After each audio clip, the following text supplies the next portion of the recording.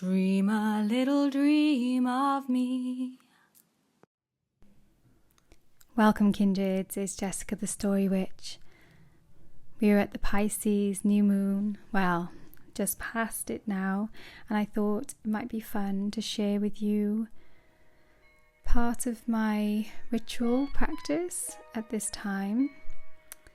I do a fair bit of journaling with every new and full and quarter moons, and I do share the prompts that I use for my journaling, which are tied in not just to the energy of the new and full moons, but to the general astrological picture at the time too.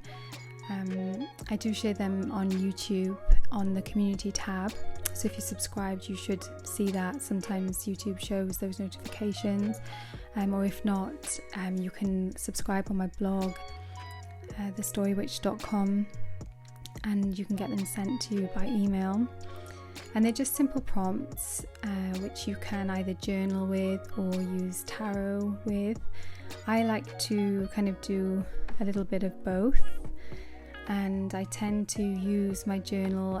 Since I've been using it the bigger size this year, I've been turning it sideways for the moons, and I'm really enjoying how that's going. And you'll see as I sort of create this page, it's not like it's all perfect. It's very much like kind of personal and kind of private, but I am trying to share more in the hope that, you know, sometimes seeing other people how they do things is useful. And so yeah, I'm trying to to get over the concern of sharing and just put it out there, put it out. And that's kind of appropriate actually at this Pisces moon, because Pisces is the 12th sign in the zodiac, just before we kind of get back to the beginning with Aries again of the cycle. And it's, you know, it's got that feeling of endings and beginnings. It's like a sign of possibilities, of dreams, and also of fears sometimes, and worries, and blocks to that new beginning. You know, it's like it's a threshold sign, and sometimes crossing a threshold is difficult. I should just say as well that if you're thinking that what am I doing drawing the moon on here, I just kind of fancy doing this as a kind of an illustration. Obviously at the moment when the sun and the moon are together and the moon is new, you can't see the moon at all in the sky, and what I've actually drawn is like a waning crescent just before, well, I suppose depends on which bit you've coloured in, so I know it's not like scientifically correct what I've drawn. I've done it more for like just looking pretty purposes, so I hope you'll let me have that one. And then I've just drawn out the questions which relate to this specific time, but also very kind of Pisces new moon related. I'm not sure how easily they'll be able to be seen in the video, so maybe I'll read them out as well. So there's just 4 prompts. Number 1 is, what are my wildest hopes and dreams? So relating to that kind of Piscean dream energy. And then 2 is, what is blocking me from living them? Which relates to the fears, the fears and the doubts, that kind of crossing of the threshold. And then 3 is, how can I release those blocks and move on? Which is what we want to be able to do, or what I want to be able to do. Which is why I work with these prompts. And then 4, what is a loving thing I can do for myself and or others at this time? I find the Pisces moon a very healing time, and I think it has that general healing energy anyway. But for me, Pisces is my 6th house, which is the kind of house of healing and habits and stuff. So I think it kind of has an extra healing energy for me, because it is that house energy as well. But generally it is a kind of healing, it's a sign that looks towards growth and looks towards wholeness, on a kind of spiritual and, well, on a whole level, holistic wholeness. So I think I felt like these prompts just worked really, really well with that energy. I chose to use the Pythia Botanica Oracle to work with these questions, and this deck is so kind of simple. It's literally just herbs, just pictures of herbs and with a keyword. And then in the book it's got like very short descriptions of the energy associated with that herb, and they're based on like kind of well-known magical associations of those herbs. Well, kind of medical and magical, but those things are the same.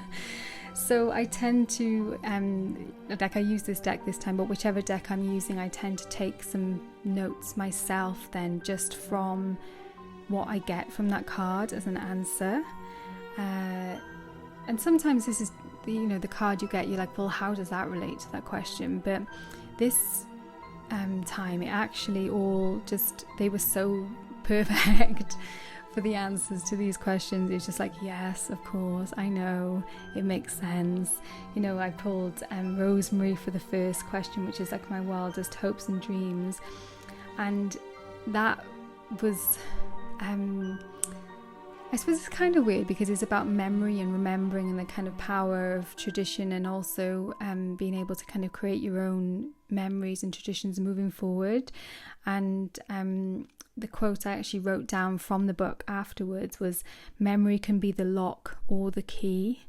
And yeah, I needed that little reminder. It was really, I find that so much when I'm doing readings for myself with tarot, is like or with oracle, as in this case, that I know this stuff already a lot of the time. Like sometimes you'll get completely like, whoa, I wasn't expecting that information. But when it's like on a kind of personal development, personal reflection type of thing, I tend to get answers that I already know, and yet somehow I'm not doing, which is why I try to ask questions like, like, how can I move forward? What is something that I can do to help this situation? Things like that, because those are often the kind of key cards then. And I got what was blocking me from living them. I had sea change, which is protea, the plant. And I knew it, like the fears, his fear of change, fear of just being floated around on the ocean without any roots, and losing my roots, losing the connections I have with people I love. And there's so much fear for me around that, and this reading really brought that to the front. And then how can I release the blocks and move forward? And that was bind read, which was connect. And in the book it says, you have never been alone. So it's having that kind of trust that even if I allow myself to trust and to go with the flow, literally like with that sea change, with the protea, I won't be alone. I will be more connected, living like that, because I'm living in a life where I'm in flow with the universe and with truth and with deity, and that way I can be honest and open and be more connected with other people. So yeah, that it was really poignant for me when I pulled that card. And then a loving thing I can do for myself at this time, and I drew hyssop here, which is I actually wrote lovely and straightforward because it's to do with cleansing. It's a powerful cleansing herb. It's often used like in like holy water, cleansing water and things like that. So I knew I needed to do a bit of clearing of old ties and contracts, that kind of more spiritual clearing, and also like some physical clearing. Like I said, because that Pisces moon is my 6th house as well, so I'm thinking also on an internal cleanse type thing as well. And the note I wrote down from the book for that was, burn the past to distill your purest elixir, which I thought was really awesome. And I'm going to talk a little bit about what happens next after that, because I think sometimes people aren't sure what to do with the results of their divinations that they do on the new moon times. For me, it's not a time where I usually work very much magic, because it just feels more like a kind of a time for divination and a time for like figuring things out. But I do some things which are kind of appropriate for the energy of the time. And so I chose to take those prompts and turn them into actions. And what I actually decided to do for my follow-up was that I was going to drink some hyssop tea, which I did and really enjoyed. So doing that kind of internal cleanse, and also visualizing it cleansing me and breaking any old patterns and things that I'm stuck in. And I did a visualization, a kind of contract clearing visualization as well with that. I did some sigils. I actually haven't launched the sigils yet because I prefer to do that as the moon gets visible in the sky. But I created them ready to kind of launch at an auspicious time over the next few days.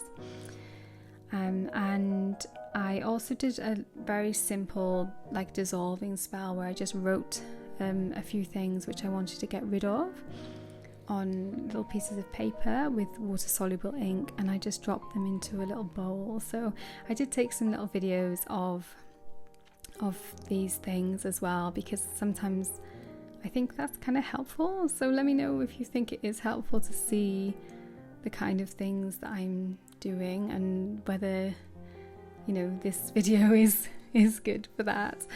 It's something new, I haven't done anything like this before, but I felt drawn to do it, and it felt like it could be meaningful and it could be useful. So thanks for watching. Warmest blessings, and I will see you very soon.